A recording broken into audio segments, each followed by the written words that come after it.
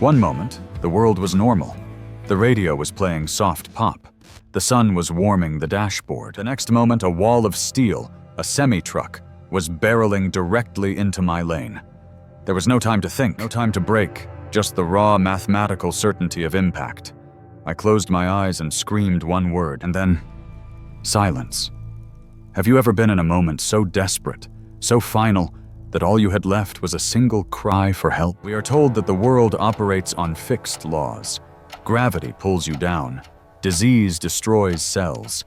Debt compounds. But what happens in that razor-thin space between the impossible and the real? What happens when the laws of physics seem to suspend just for a second? Today, we are not looking at clinical trials or abstract theology.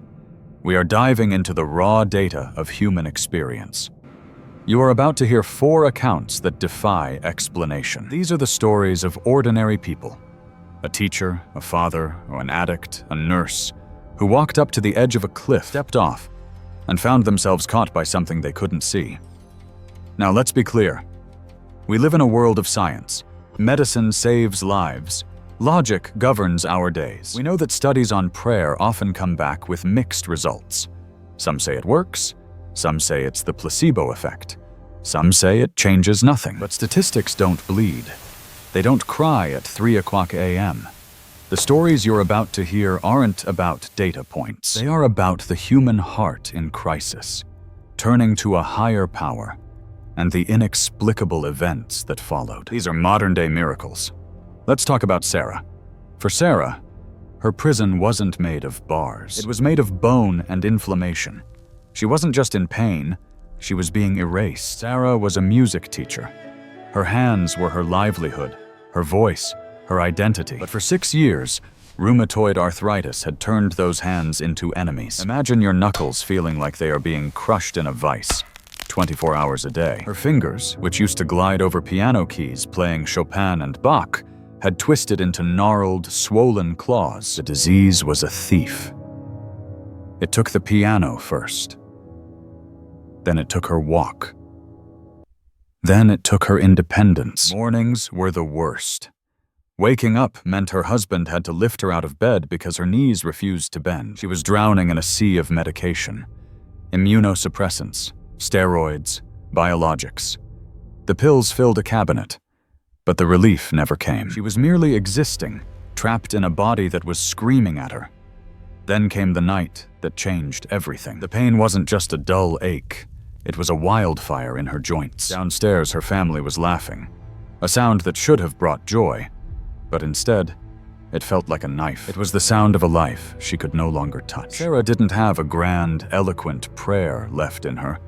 She didn't have faith in the traditional, strong sense. She had exhaustion. She buried her face in the pillow, the tears hot on her cheeks, and she whispered. It was a surrender. God, I am done. I can't carry this. If you are there, you take it. I surrender.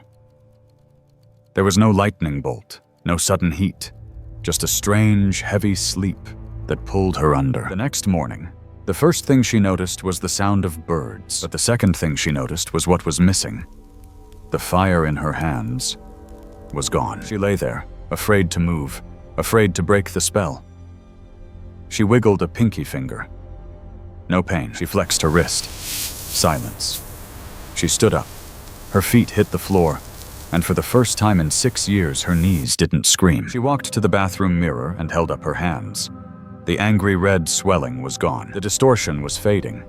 Her husband found her there, opening and closing her fists over and over again, weeping, not from pain, but from shock. Her doctors called it a spontaneous remission, a statistical anomaly. But Sarah knew. You don't go from crippled to running overnight by accident. She sat down at her piano, and as her fingers found the keys, the music wasn't just sound, it was proof. But sometimes the mountain isn't physical. Sometimes it's a suffocating weight on your chest called debt. Meet David. David was a project manager, a man used to being in control. But 6 months ago, the control vanished. He lost his job. Then the severance dried up. Then the savings evaporated. There is a specific kind of shame that haunts a provider who cannot provide. It's a physical weight. David would sit at the kitchen table late at night, staring at the red ink on the bills, feeling like a failure. He watched his wife, Sarah, putting items back on the grocery shelf to save $3. He heard his kids asking for things he knew he couldn't buy. It was a slow-motion car crash. The impact came on a Tuesday. 2 letters. One from the mortgage company. Notice of foreclosure. One from the hospital. A bill for thousands of dollars for his son's emergency surgery. Insurance had denied the claim. David sat there, holding the paper that said he was about to lose his home, and he felt the floor drop out. That night, his wife didn't panic. She took his hand. She said, "David, we have exhausted our plans. It's time to try God's plan." They gathered the kids. They didn't hide the fear. They held hands in a circle, and they prayed.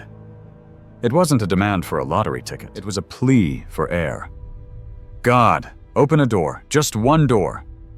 To a skeptic, what happened over the next 72 hours is a series of random, lucky events. To David, it was a synchronized rescue mission.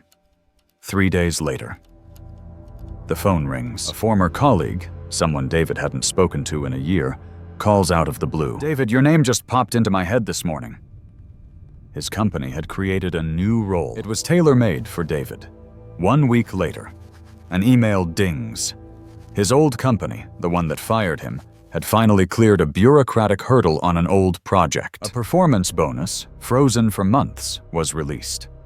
The amount? It was almost exactly the sum needed to halt the foreclosure. But the final piece was the hospital bill. A letter arrived. Plain white envelope. "Financial review," it said. The hospital's charity department had randomly selected their account. They saw the job loss. They saw the struggle. The balance was zeroed out. David sat at that same kitchen table. 3 pieces of paper. A job offer. A check. A receipt marked, "Paid in full." He realized then that God isn't just the God of the Spirit. He is the God of the mortgage, the God of the grocery bill, the God of the details. Now let's go darker. What if your enemy is inside your own head? James was a prisoner of war, and the war was addiction. For 15 years, a substance controlled his first thought in the morning and his last thought at night. He had lost his job. He had lost his home. He had burned every bridge with his family. He had tried the logic of rehab. He had tried the willpower of sobriety. But the monster always came back, hungrier than before. The shame was a toxic cycle. He used because he felt shame, and he felt shame because he used. It ended on a cold Tuesday night. James was alone in a bare room. He had pushed everyone away. He looked up at the water-stained ceiling and he didn't pray. He screamed. He screamed with the rage of a dying man. "If you are real, where are you? Why won't you help me?" He collapsed on the floor, sobbing. And then the door opened. A friend, someone James had ghosted years ago, walked in. He didn't have a key.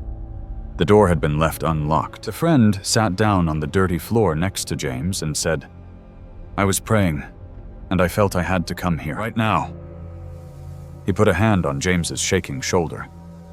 As he prayed, James felt something physically shift in his brain. He describes it not as a thought, but as a rewiring. A peace, thick and heavy, settled over the room. James woke up the next morning waiting for the itch. The craving. The voice in his head that said, "Get more." It wasn't there. He waited a week. He waited a month. The compulsion had been surgically removed. He reconciled with his family. He rebuilt his life. He stands today as proof that no one is too far gone. Finally, we return to the road. To Maria. Maria is a nurse. She deals in science, in vitals, in facts. She was driving home, thinking about dinner, when the laws of physics turned against her. A semi-truck swerved. It crossed the double yellow line. If you've never seen a semi-truck coming at you head-on, you can't understand the scale of it. It's a wall. Maria saw the grille. She saw the driver's panicked eyes. She knew with medical certainty that she was about to die. She didn't have time for a paragraph. She just shouted, "Jesus!" The laws of motion say 2 objects cannot occupy the same space. An impact was inevitable, but Maria felt her car lift. It was a sensation of weightlessness, a defiance of gravity. There was no sound of metal on metal, no crunch of glass. She opened her eyes. Her car was sitting on the gravel shoulder on the other side of the road. perfectly still. The semi-truck roared past the empty space where she had been a microsecond before. The truck driver pulled over and ran back, his face white as a sheet. "I hit you," he kept saying. "I hit you. You were right there." They looked at the car. Not a scratch. You can call it a hallucination. You can call it adrenaline warping time. But Maria knows what she felt. She felt a hand move her out of the way. She drives that road every day now, and every time she passes that mile marker, she remembers that she is living on borrowed time. Time gifted by a miracle. So, what do we do with these stories? Sarah, David, James, Maria? They are not special. They are not saints. They are people who hit a wall and looked up. Their stories are a disruption to our cynical world. They are evidence that we are not alone in the dark. Whether you need a healing in your body, a breakthrough in your bank account, or a rescue on the highway, these testimonies are your invitation to believe. If you are walking through your own valley right now, don't walk it alone. Join this community. Subscribe and tell us your story in the comments, because your miracle might be the story that saves someone else.